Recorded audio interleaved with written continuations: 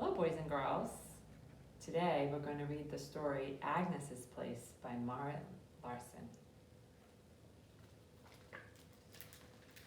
This city has so many buildings, so many roofs and walls and doors and windows and doorbells and trees and secrets. And this is where Agnes lives, right here.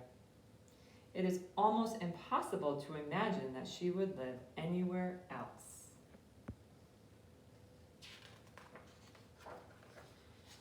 She knows she is at home before she even opens her eyes in the morning. She knows who is baking, who is playing, and who is saying shh.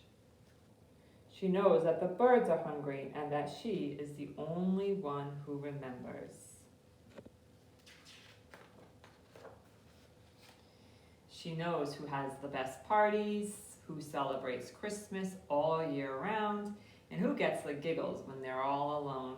She knows who is outdoors and indoors and who never goes out at all. She knows what it is like to be the only child in a place full of adults who never have time. From her window on the third floor, Agnes looks down at a perfect puddle that is just the right size when it rains enough, just enough. The new girl was standing beside it when Agnes saw her for the first time. The girl's gaze moved slowly up the wall. What was she looking for? Is she looking for me? Agnes thought. That was before Agnes knew that Anna was Anna. Agnes squeezed her eyes shut and opened them again, but the girl was still there. Did she have a key? Was she going to live here? Agnes looked through the little peephole in the door that made her invisible, and her nose pressed to the cold metal. The new girl stole silently past Agnes, who was lying curled up, pretending to sleep. Agnes giggled without a sound. Box after box after box passed by Agnes's door on their way up to the 5th floor. Agnes had an idea. She got a large piece of paper and drew the tree in the background with the 2 empty swings. She drew the tracks left in the gravel by those who had jumped off. Then she wrote, "Here," in big letters. Agnes waited until all was quiet, then crept out and sneaked up the stairs and slipped to the drawing through the letterbox. She felt her heart pounding in her cheeks and ears. "Done," she whispered to Agnes. Playing alone on the swing is very different from playing alone on the swing when you are waiting for someone who does not show up. The next day, everything was as usual when Agnes woke up, only everything was different. She crept out of bed, opened her window wide, and put a handful of birdseed in the birdhouse. Then another and another. Nothing. Swoosh! 5, 15, maybe 50 birds flew up in a flock, right past Agnes's window and up towards the roof. They settled outside the new girl's window. Agnes caught a glimpse of her arm on the windowsill.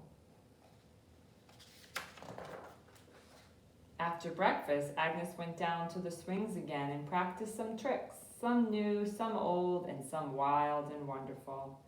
Every so often, she would look up at her building, which was somehow a new place now. Suddenly, everything Agnes usually did was all about the new girl. Did she see what Agnes saw? Did she hear what Agnes heard?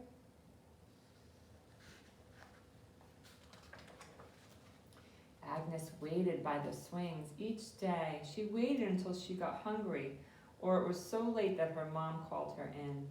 Meanwhile, the new girl had discovered the puddle all on her own. She held concerts for anyone that would listen. She did lots of fun things.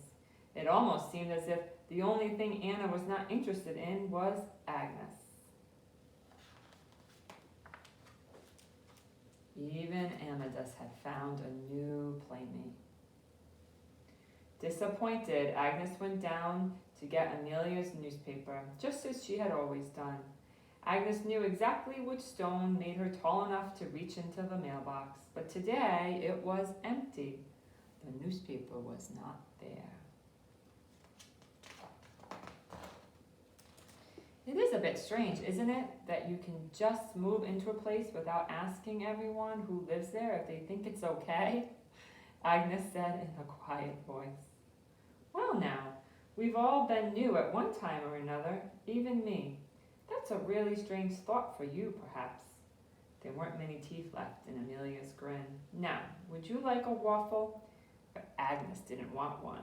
A waffle is not much comfort when you are 5 and have no secrets left to share. Then suddenly, there they were on the stairs, both of them in the same moment. And they were both the same size, and they were both just as quiet. Agnes looked at Anna's hat. Anna looked at Agnes's sweater.